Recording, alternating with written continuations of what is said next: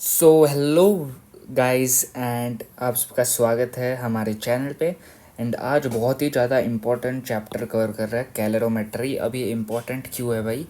तो important in sense of difficulty नहीं भाई, इन सेंस ऑफ अपीयरेंस है। अपीयरेंस यानी मेंस में इसके बहुत सारे क्वेश्चंस आते रहते हैं और इससे आपको 4 marks most of the time guarantee हो जाती है अगर ऑप्शन क्वेश्चन रहेगा तो। सब्जेक्टिव नहीं आया और ऑप्शन में रहेगा कैलोरीमेट्री का क्वेश्चन तो 4 मार्क्स की गारंटी ऑलमोस्ट बनती रहती है।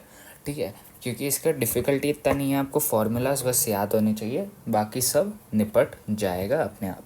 ठीक है, तो उसको पूरे चैप्टर को एस करेंगे आज के एक वन शॉट वीडियो में। ठीक है, सो स्टे ट्यून्ड, पूरा एंड तक देखना है आपको अगर आपको पूरा इसमें से बेनिफिट निकालना है। ठीक है, सो लेट्स स्टार्ट। तो सबसे पहले आता है भाई हीट। सबसे फर्स्ट सब टॉपिक है हीट। हीट क्या होगा? अभी आपको पता ही है, एक अगर आपने हॉट चीज़ रखी और उसको एक कोल्ड चीज़ के कांटेक्ट में लाया तो जाहिर सी बात है हॉट चीज़ अपनी energy, that is heat energy, cold में ट्रांसफ़र कर देगा। ठीक है, हॉट इन सेंस अगर आपने ले लो, क्या बोल दो, अभी एक स्टील बॉल ले लिया आपने। ठीक है, और स्टील बॉल को आपने वाटर कंटेनर में डाल दिया तो स्टील बॉल अपनी सारी हीट एनर्जी वाटर में ट्रांसफ़र कर देगी और थोड़ी देर बाद आप जब देखोगे तो एक इक्विलिब्रियम टेम्परेचर अटेंड हो जाएगा। ठीक है, तो यही पूरा हीट टॉपिक है। तो आगे देखते क्या है। तो T1 का जो टेम्परेचर है, T1 temperature is greater than T2। जाहिर सी बात है जिसका टेम्परेचर ज़्यादा होगा वही अपनी हीट को ट्रांसफ़र करेगा।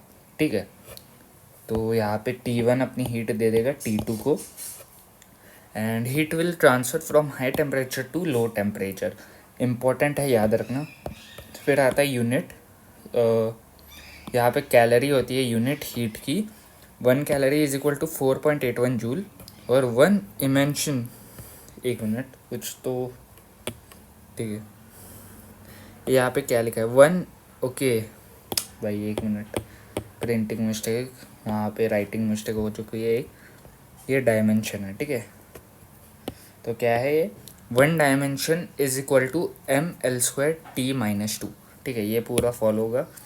फिर उसके बाद कैलोरी क्या होता है, कैलोरी का ये डेफिनेशन है। तो डेफिनेशन को याद करना है, तो अगर आपका कॉलेज एग्ज़ाम है तो डेफिनेशन याद करना है, नहीं तो मत करो।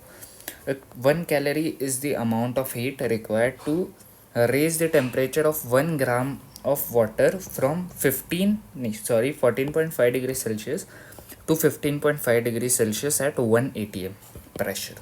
ठीक है, अभी I take my words back, आपको ये लर्न करना है या फिर ट्राई ज़रूर से करना है कि आप इसको याद रख पाओ, क्योंकि ये असर्शन रीज़न में एक बार PYQ के तौर पे आ गया था।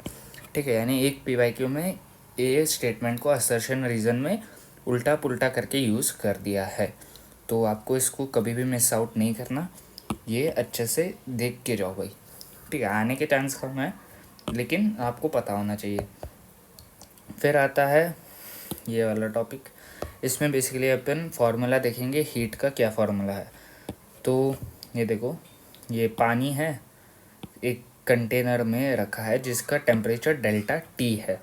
ठीक है, और यहाँ पे हीट, कांस्टेंट हीट सप्लाई हो रही है कंटेनर को।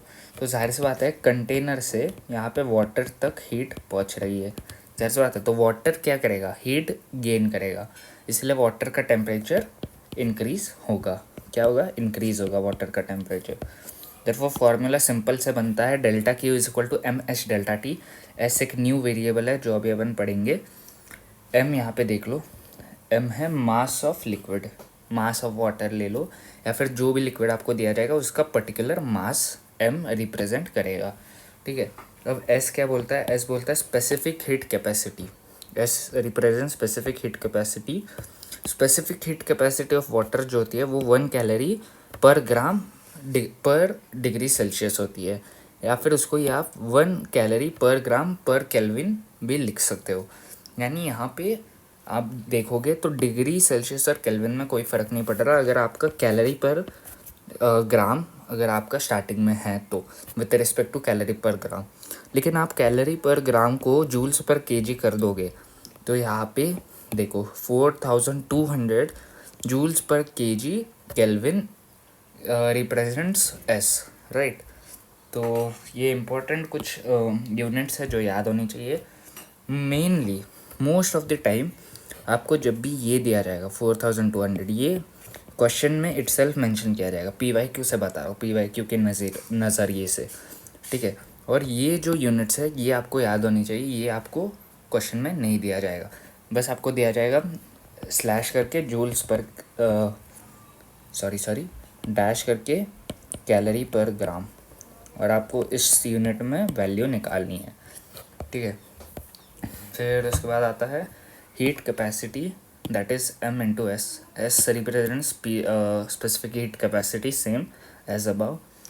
फिर आता है when mass is not present, अगर मास प्रेजेंट नहीं है तो delta Q is equal to C delta T।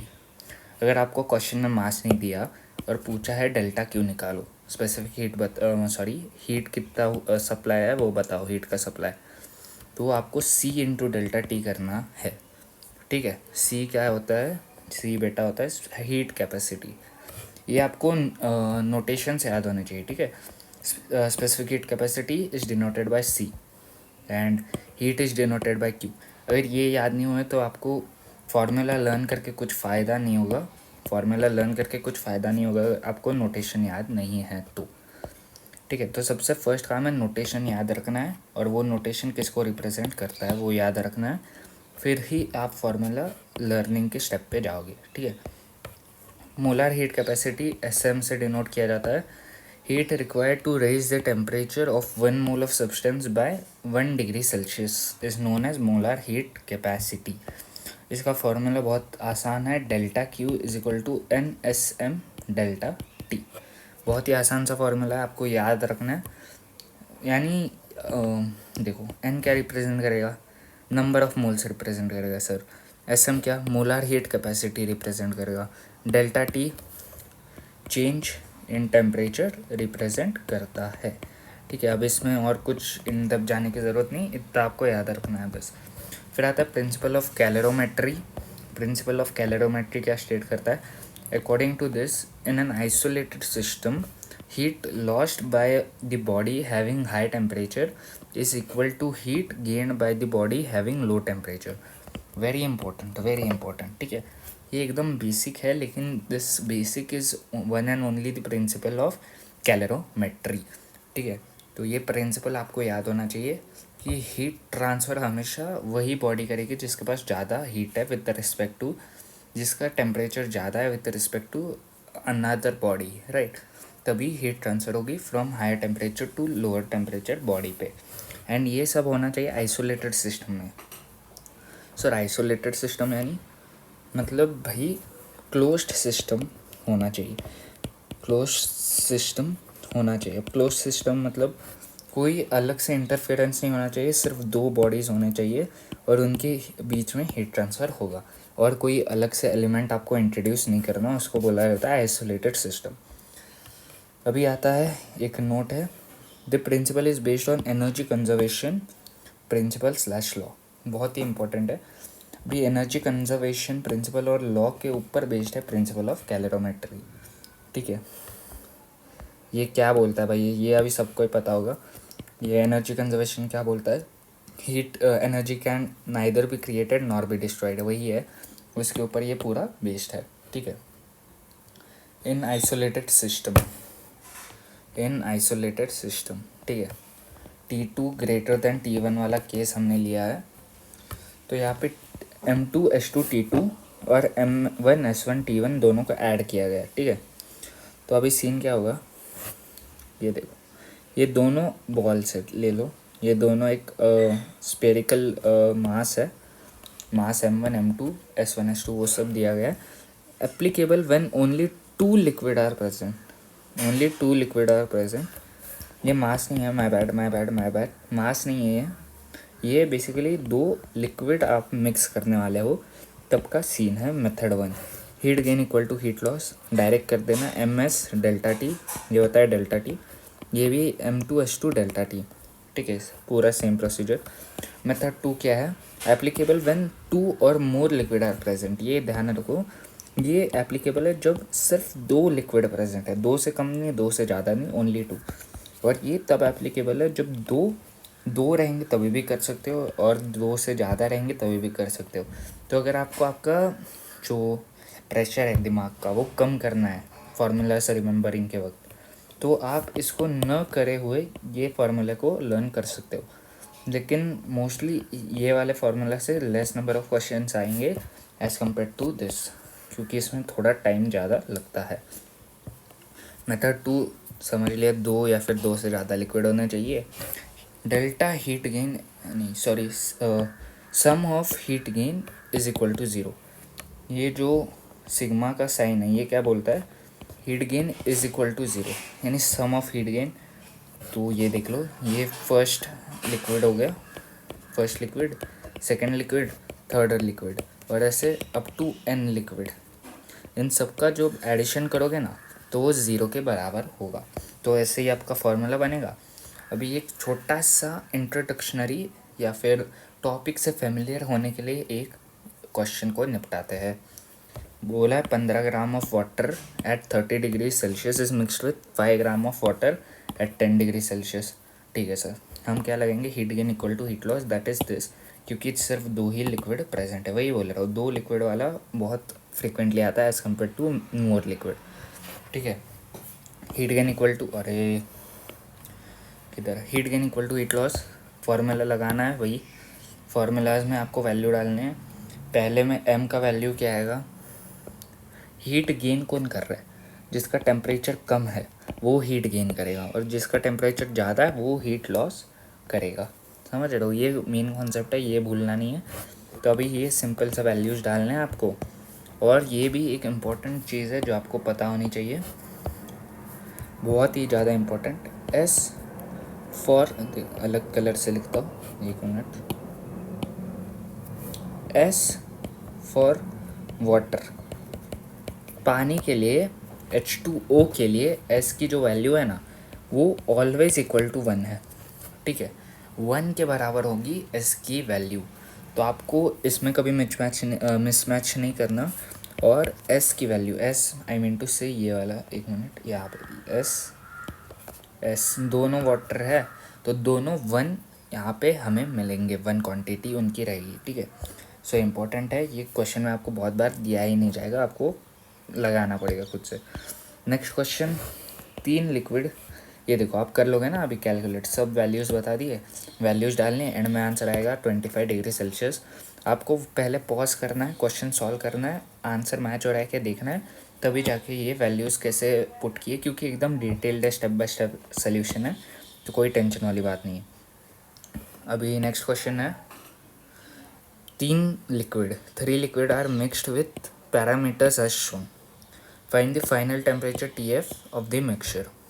कितने लिक्विड है सर, सर 3 लिक्विड है। इसको देख कर ही मैं बोलूँगा जो सेकंड मेथड है, सेकंड वाला मेथड है वो हम लगाएंगे, फर्स्ट एप्लीकेबल ही नहीं है भैया। तो यहाँ पे 3 कंटेनर्स में 3 लिक्विड डाल दिए गए हैं, एंड यहाँ पे S3S2S are the specific heat capacity.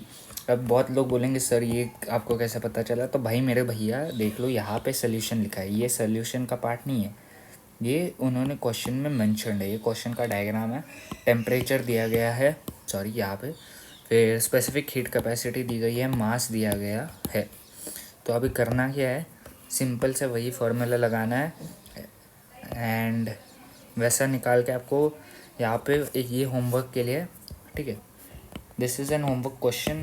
पूरा फार्मूला कौन सा लगने वाला है वो बताया मैंने, ये फार्मूला लगेगा, एंड यहाँ पे लिखा है मैंने, further solve and calculate TF का आंसर मैं कमेंट सेक्शन में दे दूँगा, आपको सिर्फ आंसर आपका लिखना है कमेंट सेक्शन में, और मैं उसके ऊपर आपको बता दूँगा करेक्ट आंसर क्या है और रॉन्ग आंसर क्या है।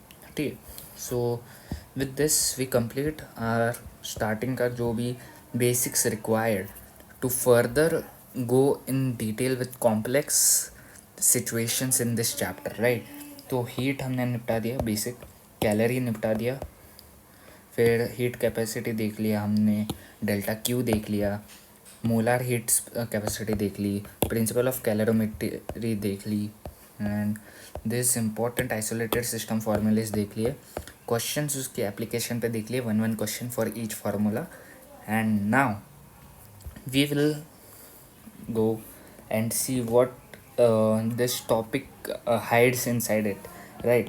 तो कैलोरीमीटर में क्या छुपा है ऐसा राज कि भाई ये इतना ख़तरनाक टॉपिक बन जाता है बहुत लोगों के लिए, क्योंकि this is one of the major topics you can say calorimeter, क्योंकि ये बेसिकली एक प्रैक्टिकल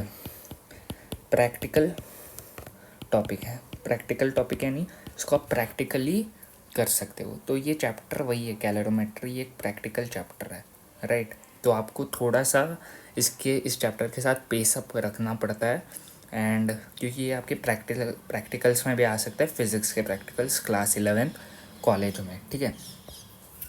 तो कैलोरीमीटर, ये एक डायग्राम देख लो, इम्पोर्टेंट डायग्राम. तो ये जो है भाई साहब, ये है थर्मोमीटर. भाई सर मुझे तो बुखार आ गया था कल, इसलिए मैं क्लास नहीं आ पाया, वो सब तो आपको पता कैसे चलता है बुखार आया? आप चेक करते हो थ्रू थर्मोमीटर. वही थर्मोमीटर यहाँ पे लगाया गया है, ये लेकिन स्पेशल टाइप का है, ठीक है. स्पेशल टाइप का थर्मोमीटर है, नॉर्मल अपना डेली यूज़ का नहीं है. ये कौन सा वाला थर्मोमीटर है? ये है मर्क्यूरी जिसके अंदर भरी रहती है ना, वो वाला थर्मोमीटर है, ओके. फिर यहाँ पे कॉपर वेसल, ये है ग्लास वुड इंसुलेटर. ये क्यों इम्पोर्टेंट है सर? ये इसकी ज़रूरत क्या है ये लिखने की? क्योंकि अगर ये कुछ और रहता, यानी बेसिकली कुछ और के जगह ये क्यों लगाया जाता है, ताकि बाहर का जो मिक्सचर है, एयर कंटेनिंग मिक्सचर या फिर गैस है, कहाँ पे अगर आप पोल्यूटेड एरिया में इस प्रोसेस को अंडरगो कर रहे हो, तो आपको कुछ इम्प्योरिटी नहीं चाहिए अलग से, तो ग्लास इंसुलेटर लगाया जाता है. और ये एक काम क्या करता है, ये हीट इंसुलेटर होता है, ठीक है. हीट इंसुलेटर मतलब ये बाहर का हीट अंदर आने नहीं देता, अंदर का हीट बाहर जाने नहीं देता, और इसके वजह से ही ये सिस्टम क्या होता है, आइसोलेशन में होता है. और हमने ऊपर ही देखा कि isolation in an isolated system रहेगा तभी प्रिंसिपल ऑफ कैलोरीमेट्री एप्लीकेबल होगा. और प्रिंसिपल ऑफ कैलोरीमेट्री एप्लीकेबल ही नहीं होगा तो कैलोरीमीटर वर्क ही नहीं करेगा, ठीक है. सो पूरा एक्सप्लेनेशन बताया मैंने डिटेल में, ठीक है. अभी देख लो, ये आयरन बॉल है, ये वाटर है, ये स्टीरर है यानी जिससे आप मिक्स करोगे जो भी आपका हीट ट्रांसफ़र होने के बाद जो भी आपका मतलब मिक्सचर बनेगा हीट के वजह से, ठीक है. चलो, यूज़ ऑफ कैलोरीमीटर. यूज़ क्या होता है? यूज़ होता है to determine the specific heat capacity of iron कौन सा सर? आयन बॉल का स्पेसिफिक हीट कैपेसिटी निकालने के लिए. सर ये तो लेकिन हमें पता होगा ना. नहीं बेटा, प्रैक्टिकल यूज़ की बात चल रही है यहाँ पे. प्रैक्टिकल यूज़, और क्वेश्चन में भी बहुत बार पूछ लिया जाएगा ऐसे कि निकाल दो specific heat capacity of ion. तो अभी प्रैक्टिकल यूज़ में भी आप निकाल सकते हो, इसलिए मैंने पहले ही स्टार्टिंग में बोल दिया था प्रैक्टिकल के लिए बहुत ही ज़्यादा इंपॉर्टेंट टॉपिक है कैलोरीमीटर, ठीक है. फार्मूला देख लेते हैं, heat gain equal to heat loss, same formula, ठीक है. अब ये एक इम्पॉर्टेंट फार्मूला है जो आपको याद रखना है, ठीक है.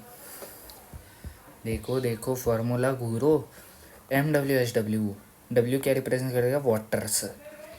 MWHW TF-20 भाई साहब. TF मतलब final temperature. Similarly plus MCSC, C क्या रिप्रेजेंट करता है? कॉपर. TF-20 similarly TF-20. अब ये MISI 100 - TF समझ रहे हो. एंड ये I क्या रिप्रेजेंट करेगा? आयन. अब इसको अलग साइड में क्यों किया है? क्योंकि आयन हीट लॉस करेगा और वाटर एंड जो मिक्सचर है कॉपर और वाटर हीट गेन करेंगे, समझ रहे हो. टॉप सोल्यूशन बता रहा हूँ मैं आपको, टॉप एक्सप्लेनेशन बता रहा हूँ, ठीक है. सो यहाँ पर कैलोरीमीटर ख़त्म नहीं होता क्योंकि water equivalent is also related to calorimeter. देखते हैं क्या यूज़ है. सो भाई नेक्स्ट सब टॉपिक जो है वो वाटर इक्विवेलेंट है. अब इसमें ज़्यादा कुछ फ़र्क नहीं है. जो ऊपर का फार्मूला आपने याद किया है उसके अंदर MCSC के जगह MW इक्विवेलेंट इंटू HW लिखना है. सर ऐसा क्यों लिखना है? नीचे मैंने डिटेल में आपको एक्सप्लेन किया है, देख लो। In few questions instead of mass and specific heat of copper equivalent mass is given, therefore we will replace MCSC by MW equivalent into SW। यानी बहुत बार क्वेश्चन में MCSC के जगह MW इक्विवेलेंट इनटू SW दिया जाएगा, ठीक है। तो उसमें आपको कुछ नहीं करना, सिंपली इसको यहाँ पे पुट कर देना है, ठीक है। फॉर्मूला क्या बनेगा ये देख लो, बहुत इंपॉर्टेंट है। Formula with MW equivalent MW SW TF-20 MW equivalent into SW TF-20। ये इसमें कुछ चेंज नहीं होगा, ठीक है, ये कांस्टेंट रहेगा, याद रखना है। MISI into 100 - TF। अब सिमिलरली ये आप जब इसको इसमें से कॉमन ले लोगे SW को, SW बाहर, TF-20 common, MW plus MW equivalent equal to MISI into 100 - TF, ठीक है, 100 - TF। अब ये हो जाता है यहाँ पे टॉपिक ख़त्म। जितना आपको रिक्वायर्ड है ना उतना ही मैं पढ़ा रहा हूँ, ज़्यादा मतलब इन डेप्थ हम नहीं जाएंगे। जहाँ तक PYQs का रीच है वहाँ तक हम पढ़ाएंगे पूरे डिटेल में, वन शॉट में, आपको समझ ही आ रहा होगा। और ये देखने के बाद आप, I think so you definitely will be capable of solving PYQs। बस आपको क्या करना है, आपको ये जो सारे फॉर्मूलाज है ना, ये एक पेज पे नोट डाउन करने हैं और वो पेज का पिक आपके फ़ोन में रखना है, ठीक है। और हो सके तो आप कमेंट कर देना अगर आपको इसका डिटेल फार्मूला शीट चाहिए, तो जिसके अंदर फार्मूलाज रैंक्ड है 1 आफ्टर 1, वो भी मैं आपको प्रोवाइड कर दूँगा, ठीक है। तो ओके, सो लेट्स गो। अब यहाँ पे आता है फ्लो कैलोरीमीटर, ठीक है। फ्लो कैलोरीमीटर क्या वो बोलता है? फ्लो कैलोरीमीटर यहाँ पे बोलता है भाई, formula power equal to density into flow rate equal to R होता है। ये बहुत इंपॉर्टेंट है, ये आपको भूलना नहीं है। फ्लो रेट R, और R क्या रिप्रेजेंट करता है, ये लो, ये फ्लो रेट है, ठीक है, ये फ्लो रेट है। ये जो वॉल्यूम अपॉन डेल्टा टी है ना, वो फ्लो रेट है, और SL इंटू डेल्टा टी यहाँ पे लिख दिया यही। अब यहाँ पे ये पूरा डेरिवेशन है, अगर आपको डेरिवेशन देखना है तो आप ऊपर देख लो।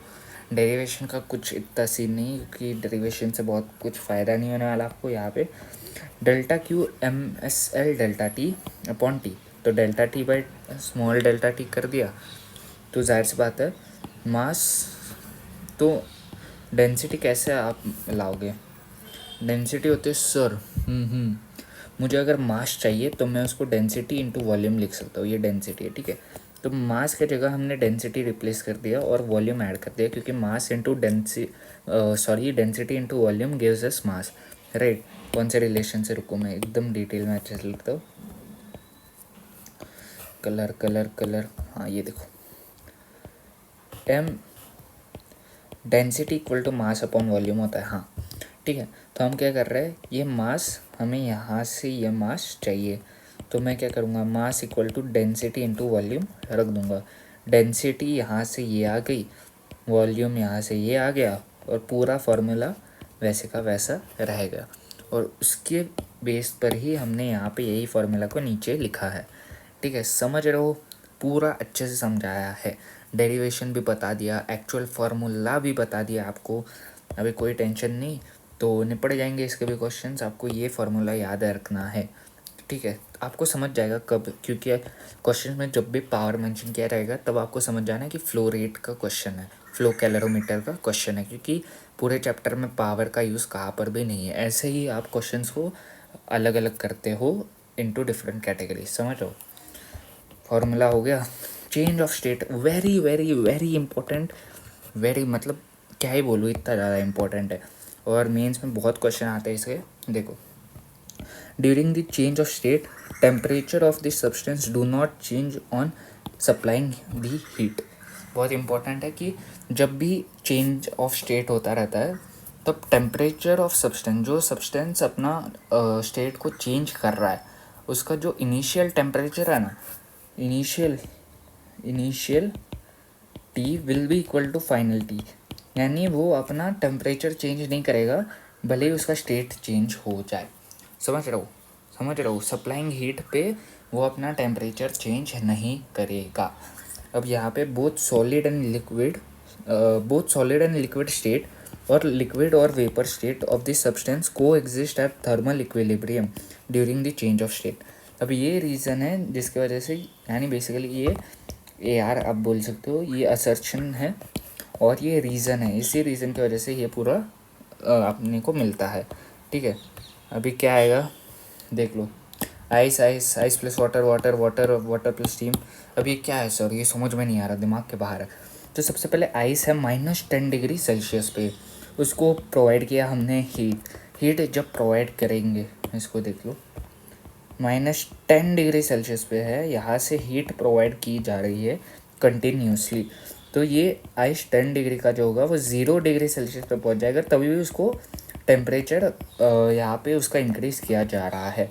लेकिन उसका स्टेट देखो चेंज नहीं हुआ, स्टेट चेंज नहीं हुआ। अब बहुत लोग बोलेंगे सर -10 से 0 हो गया, टेम्परेचर तो चेंज हो गया स्टेट चेंज होते वक्त। लेकिन मेरे बेटा ऊपर देखो आइस का ही है, ice water and gas are the states not the temperature. Okay, so यहाँ पे जब आइस से आइस प्लस वाटर बनाएगा तो जाहिर सी बात है स्टेट चेंज हो रही है, तो यहाँ पे टेम्परेचर सेम रहेगा और ये प्रूव करता है ऊपर वाले पॉइंट को। ठीक है, ये क्या करता है, ये ऊपर वाले पॉइंट को प्रूव करता है। अब सिमिलरली जब ये वाटर बनेगा तो स्टेट चेंज नहीं हो रहा, आइस प्लस वाटर से वाटर, तो 0 डिग्री रहेगा। जब यहाँ पे वाटर से वाटर रह रहा है तो टेम्परेचर चेंज हो सकता है, राइट। टेम्परेचर भाई साहब चेंज हो सकता है जब स्टेट चेंज नहीं हो रहा। तो यहाँ पे स्टेट चेंज हो रहा है, यहाँ पे स्टेट चेंज नहीं हो रहा। ठीक है, यहाँ पे हो रहा है, यहाँ पे हो रहा है, यहाँ पे नहीं हो रहा। ठीक है, एंड जब वाटर से वाटर प्लस स्टीम बन रहा है स्टेट चेंज हो रहा है सर, तो यहाँ पे टेम्परेचर सेम रहेगा, टेम्परेचर चेंज नहीं होगा। ठीक है, समझ रहे हो। और जब वाटर प्लस स्टीम से स्टीम बन रहा है तो सर यहाँ पे स्टेट चेंज हो रहा है, तो टेम्परेचर चेंज हो सकता है। तो ऐसा पूरा चलने वाला है, टेम्परेचर चेंज नहीं हुआ तो ऐसे पूरा आपका चलेगा। ठीक है, अब ये आपको याद रखना है, बाकी कोई टेंशन वाली बात नहीं। इसको मैं बस इरेज कर देता हूँ। अभी फाइनली यहाँ पे लेटेंट हीट का फॉर्मूला आता है, 1 मिनट। यहाँ पे लेटेंट हीट फार्मूला, ठीक है, लेटेंट हीट का फार्मूला आएगा delta Q is equal to ml, जहाँ पे डेल्टा Q हीट सप्लाइड है, m मास ऑफ सब्सटेंस और L represents latent heat.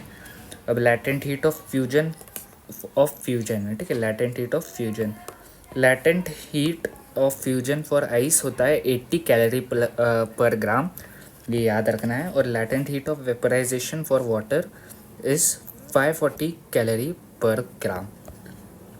And उसके बाद आता है एक important formula, heat rejected is equal to ml plus mh delta T, जहाँ पे L लैटेंट हीट रिप्रेजेंट करता है, S हीट कैपेसिटी रिप्रेजेंट करता है।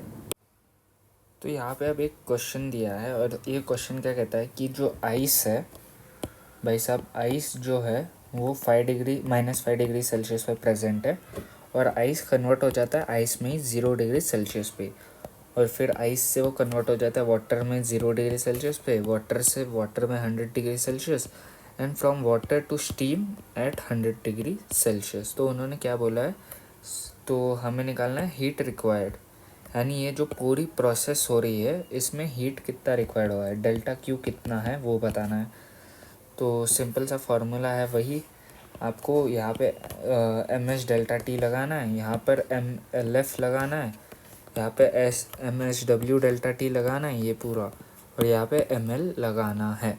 ठीक है, 25, 80 ये सब वैल्यू क्वेश्चन में दिए और आपका आंसर आ जाएगा 7225। ओके, एंड देख लेना आप, ये बहुत ही दमदार सा क्वेश्चन है। ठीक है, and with this we come to our last topic. सबसे पहले और एक चीज़ बताना चाहूँगा, यहाँ पे जब ML होता है ना, ML कब यूज़ करते हैं, ML हम तभी यूज़ करते हैं, ML देखो यहाँ पे मैं आता हूँ, यूज्ड ओनली व्हेन यूज़ कब किया जाएगा भाई? व्हेन स्टेट इज चेंजिंग, जब स्टेट चेंज हो रहा है तब ml यूज़ किया जाएगा डेल्टा क्यू के लिए, और else when state is not changing we use delta Q is equal to M H delta T. अगर स्टेट चेंज नहीं हो रहा तो हम क्या यूज़ करते हैं? हम यूज़ करते हैं एम एच डेल्टा टी। ठीक है, ये एक इम्पॉर्टेंट नोट है जो आपको लिखना है। देखो क्या बोल रहा है, delta Q is equal to M L तभी यूज़ करेंगे जब स्टेट चेंज हो रहा है, यानी वाटर से आइस बन रहा है या फिर आइस से वाटर बन रहा है, कुछ भी ऐसा जब स्टेट चेंज हो रहा है तब हम एम एल यूज़ करेंगे, और नहीं तो otherwise delta Q is equal to M H delta T हमारे पास प्रेजेंट ही है। अब with this we reach our last topic, that is graph of temperature versus heat supplied. अब यहाँ पे थोड़ा सा आपको झेलना पड़ेगा, मैं थोड़ा सा डार्क कर लेता हूँ, प्रिंटिंग के वक्त थोड़ा सा प्रॉब्लम हो गया था। यह टेम्परेचर इन सेल्सियस, ये आइस है, A point, C point, E point, यहाँ पे steam 100 degree Celsius, 0 degree Celsius, ये ओ है, ये बी है, ये डी है। ठीक है, और ये पूरा लाइन आपको दिख रहा ही होगा, ऐसे चल रहा है ग्राफ। ठीक है, तो अब यहाँ पे सीन क्या होने वाला है देख लो, temperature in Celsius and basically ये ग्राफ किसका है? ये ग्राफ है भाई साहब टेम्परेचर वी हीट का, जहाँ पे टेम्परेचर सेल्सियस में होना कंपलसरी है तभी ये ग्राफ फॉलो होगा। ठीक है, तो 100 डिग्री सेल्सियस और 0 डिग्री सेल्सियस का इंस्टेंस लिया है हमने। सबसे पहले आइस है, आइस से यहाँ पे 0 डिग्री सेल्सियस पे 0 डिग्री सेल्सियस पे आइस का स्टेट वापस से उसको मिलेगा, आइस का स्टेट फॉर्म हो जाएगा। फिर बी पे सॉलिड प्लस लिक्विड का स्टेट, वो B point O to B का जो ट्रांजिशन है वो सॉलिड प्लस लिक्विड का है, यानी आइस, आइस जो है वो आइस प्लस वाटर के स्टेट में आ रहा है, राइट, आइस प्लस वाटर, क्योंकि टेम्परेचर धीरे धीरे बढ़ रहा है। अब इस यानी 0 to 100 डिग्री वाले जर्नी में ये टोटली लिक्विड हो जाएगा, टोटली लिक्विड बन जाएगा जो अपना आइस है। अब यहाँ पे सी टू डी वाला जो जर्नी है, यहाँ पे लिक्विड प्लस गैस हो जाएगा, लिक्विड गैस में कन्वर्ट हो रहा है क्योंकि धीरे धीरे टेम्परेचर 100 के भी अबाव जा रहा है, देख ही सकते हो, तो लिक्विड गैस में चेंज हो जाएगा। एंड इसके लिए सी टू डी जर्नी में लिक्विड प्लस गैस हमें देखने को मिलता है। और फाइनली डी टू ई वाली जो जर्नी है वहाँ पे टेम्परेचर सबसे हाई है, डी टू ई जर्नी में टेम्परेचर सबसे हाई है और वहाँ पे स्टीम बनेगा, स्टीम के आगे कुछ है नहीं, steam that is gas, final result. And with this ये ग्राफ आपको बहुत ही ज़्यादा इंपॉर्टेंट है, इसके ऊपर डायरेक्टली PYQ आ गए हैं JEE मीन्स के, तो आपको ये याद रखना है। और ये एक इम्पॉर्टेंट सा बेसिकली नोट ले लो, यहाँ पे ऑब्जर्वेशन है कि slope of slant graph is 1/ms। m क्या है? मास ऑफ लिक्विड, s है हीट, क्या था s क्या रिप्रेजेंट करता है? बताओ बताओ जल्दी से बताओ। s यहाँ पे रिप्रेजेंट करता है मोलार हीट कैपेसिटी। क्या रिप्रेजेंट करता है सर? m यहाँ पे है मास, s है यहाँ पे मोलार हीट कैपेसिटी, एंड इसके बेसिस पे पूरा आपका ये ग्राफ जो है ये पूरा बेस्ड है एक ग्राफ का, यानी ये स्लैंटिंग का जो स्लोप होगा, slope of slant graph is 1/ms। इसके ऊपर PYQ आया था इसलिए मैंने इसको नोट्स में इंक्लूड किया है, तो बहुत अच्छे से आपको ये भी पता होना चाहिए। एंड फाइनली लास्ट में PYQ सॉल्विंग है। अब PYQ सॉल्विंग हम यहाँ पे नहीं करेंगे, अच्छे खासे अराउंड 10 तो ज़्यादा बोल दिया मैंने, 5 to 6 PYQs यहाँ पे इंक्लूडेड है, तो आप ज़रूर से PDF का रिक्वेस्ट कर सकते हो मुझे कमेंट सेक्शन में, रिक्वेस्ट या फिर डिमांड आपकी मर्ज़ी, बस PDF आपको मतलब कैसे तो आपने हिंदी, मराठी या फिर इंग्लिश में कैसे भी आपका जो लैंग्वेज है उसके अंदर डाल दो, रीजनल लैंग्वेज जो भी है डाल दो भाई, मैं आपको इसका पूरा PDF दे दूंगा ताकि आप PYQ सॉल्विंग को अच्छे से गो थ्रू कर पाओ to gain some confidence. Then आप अपने आप पे आराम से PYQs लगा पाओगे। So thanks for watching, this was your mentor for today's video sir AJ। मिलेंगे एक अगले वीडियो में एंड होपफुली चैप्टर कैलोरीमेट्री इस अच्छे से आपको मतलब क्लैरिफाई हो चुका है। कोई भी अगर डाउट बचता है वापस से वीडियो को स्टार्टिंग से एंड तक देखो, क्योंकि मैंने पूरा का पूरा इन डिटेल पूरा चैप्टर निपटाया है। ठीक है, थैंक्स फॉर वॉचिंग।